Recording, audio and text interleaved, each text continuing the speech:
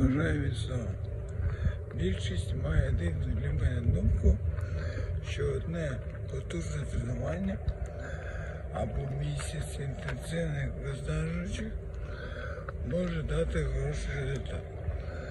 Насправді це може дати тільки виснаження центральної нервної системи, травми і потім як висновок, апатію і відмову від тренувань.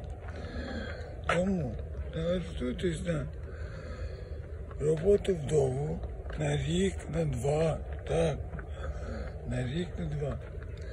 І налаштуйте тренування так, щоб ви отримували задоволення від кожного.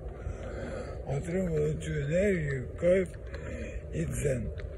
І тоді у вас це вийде.